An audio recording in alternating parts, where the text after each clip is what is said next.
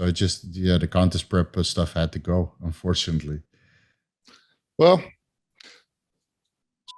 man, just leave me in the dirt. No, I handed you over to the best guy that's going to match with you the best.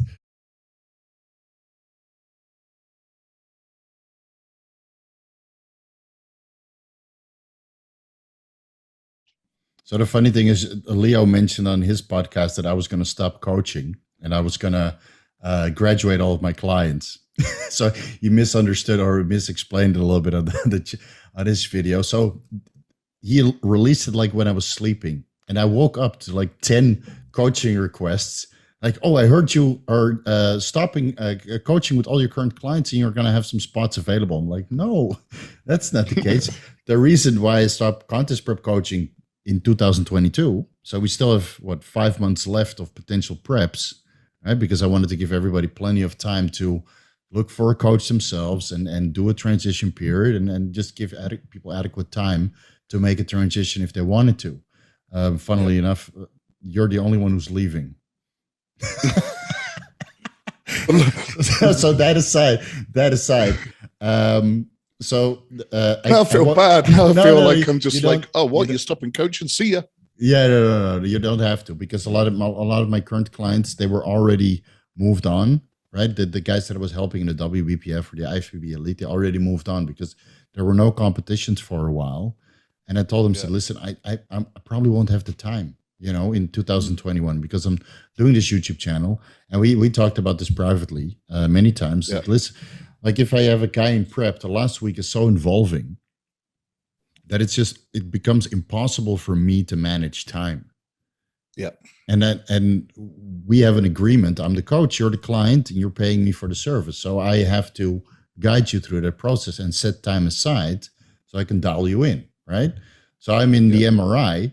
I'm texting you before. Right? I'm going into the MRI. Everything okay? How's your blood glucose? Is the food digesting well? All that kind of stuff, right? Before your show. And I go lay down in the MRI and I feel guilty for not being available for 2 hours. And then I get out of the MRI. This was a couple of weeks ago for the heart imaging. And I text you again. I had 2 other guys in prep. And I text everybody like, how's it going? How's the food digesting, right? And just have an update. And I realized in that moment that I can't keep doing this because I also have consultations, and it's so much easier to be a prep coach when you got nothing else going on. Like when I was really prep that's coaching, your only thing. Yeah, it was so much easier because you don't have any distractions. And then I would fly with my wife to the World Championships. And then I would have like 12, 15 clients in the show. And then I would just run through the hotels and lose like 10 pounds over the week because I had no time. I would just run. What do you need? Peanut butter? Okay, I would run to the grocery store, let the athletes relax, and then go back, right? The in-person coaching, which is always the most enjoyable, but it's very difficult to do when you have international clients. So I just realized that I can't manage the time anymore, and I had to give up something.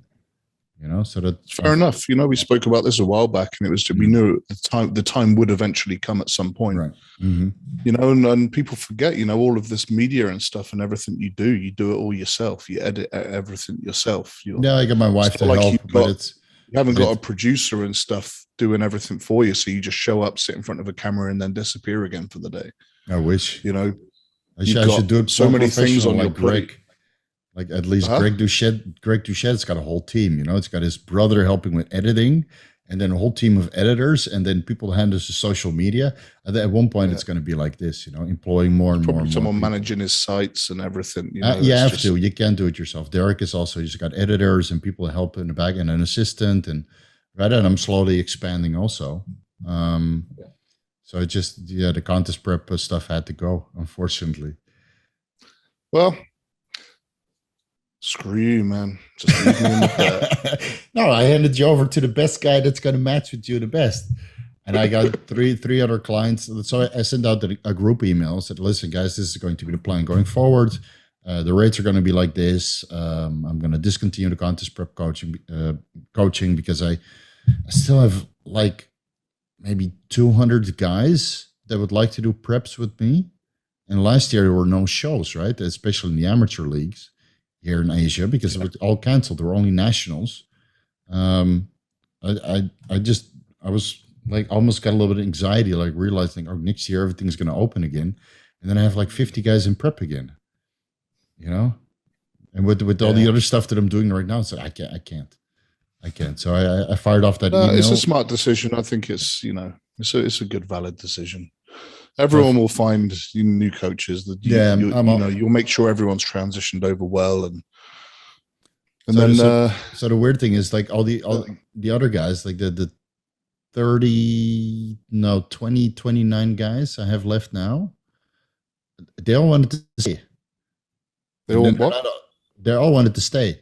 So I told them, so again, guys, 2022, there will be no more contest prep coaching, no excuses. So if you want, if this is your goal, you want to compete, you want to turn pro or make a name for yourself in one of these other federations, it would be advised to do at least an off season with another coach first. I feel comfortable with you. So, okay, well when you start prepping, there will be a lengthy handover period, right, where I discuss with the new coach what we've learned, like what I will do with Jordan, what we've learned over the last 2 years, so he can get right into it. So he doesn't have to do this getting to know each other phase, speed dating. That's what I always called it, like speed dating, Oh, you don't like chicken? Okay, well, turkey then, right? This kind of stuff. You can skip all of that stuff, and then it's just a case of like how people like to communicate. Yeah. That's the only real thing you've got to learn about a new client. If you've got all of that data and information already ready just to hand over, and I'm sure that will go a long way helping with the transition like that. Right. Time management becomes ever more crucial, especially when you're on YouTube, because producing videos takes time. You need to do a lot of additional research and then editing and then keep up with a daily upload schedule. Right. And then I have the added burden of trying to be as informative as possible in 15 minutes because nobody watches the 50-minute videos. Yeah. I just realized it's like 30 minutes. No, nobody's watching it. So I try to boil it down to 15 minutes, and then you have to be even more selective on what you say. There's a whole strategy. Trying to spit out everything in such a short time. Right. So, and then usually I ramble for about like 25 minutes, and then I edit it down to like 20 minutes or 15 minutes or 12 minutes just to get the really important stuff. Fucking TikTok generation. They've got like 15-second attention spans now. Yeah. Like, I remember when, I don't know, like 4 or 5 years ago when podcasts started to get big. You just listen for 2 hours. I'd love to just sit there and just 2 hours plus just listen to people chat shit. Mm-hmm. Whether it just be like a couple of comedians talking or informational, educational stuff, whatever. Just, it was good just to hear conversation, like good conversation. Mm-hmm. And now it's going back in another direction with people doing shit TikTok dances and 15-second attention spans. It's frustrating. What's this guy's name? Diesel? I'm completely out of the social media. I don't know who anyone is. There's a guy that is on TikTok and he does like 1 minute or 30-second videos, and he really milks the algorithm. There's a bodybuilder, like a little 30-second, 1 minute informative clip, a little bit of motivational, something to think about, and he's blowing up. He's got like 500,000 in a month, subs. Really? And it's not monetizable. You can attach affiliates to it. But coaching, consultations, that kind of stuff, I don't think you can attach a service to it, where you're actually. That's the thing. It's like how much time are you willing to put in and what's the return? Mm-hmm. Like I got a shitload of followers over here on the Chinese TikTok, Douyin. I can't monetize nothing. So I don't really have much of an incentive there. And the videos aren't long enough to really give any proper educational anything of value that you can get into like a 1 minute video. So it's just training clips and like updates on training and prep and stuff like that. Just pictures and short videos of me grinding out a freaking last rep on a leg press when I'm making funny faces and screaming, stuff like that. And then pictures of me on stage doing a bit of posing and it's just kind of like, there's not much incentive to keep doing it. I'm going to keep doing it because it helps with my exposure here, but definitely now putting a lot more time into Instagram and YouTube because I can get a lot more out of that in the long run, I think. It's like most of our audience and the people that are going to drive our business are in the Western world. I completely gave up here in Thailand. I completely gave up. I the ties, I love them, but I charge what I charge for coaching right now and consultations is beyond them. Yeah, it's too expensive, and it's I didn't price myself so high because I wanted to. It's because the influx was too high. So and I can't just like I have to do some sort of wall where I'm only talking on a daily basis, doing consultations or coach very serious people who are financially secure, who can actually use the advice. Because when I first started coaching, you charge like $200 or something like that, a month, and then you would give advice, and people say, "No, it's too expensive. I can't do the blood work, and I can't do it for these health supplements. I can't spend $200 on top for health supplements." And then you realize when you charge a little bit more, then you get only the clients that can actually follow your advice.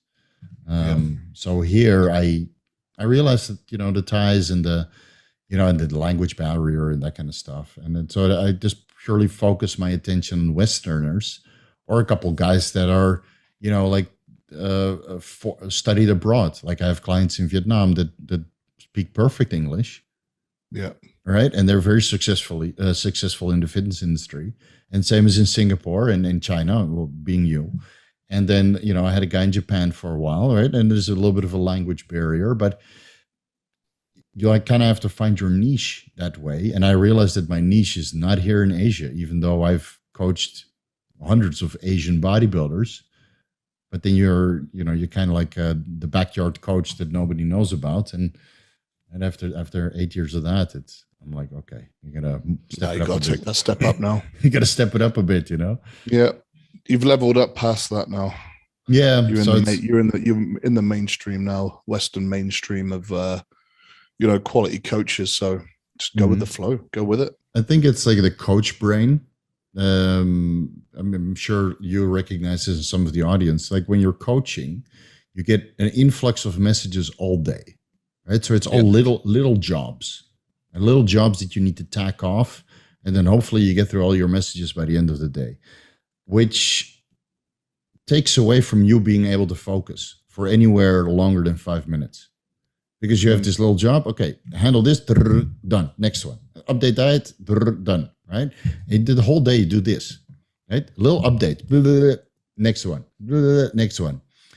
And then to sit down to go to PubMed and start reading a full study, with the abstract and the methods of analysis, and you're sitting there like, and then immediately you start looking at what Signal and WhatsApp to see if there's any messages again, Yeah, it's very, very difficult now to find time. Like before, I was in a pretty decent routine of getting some study time in.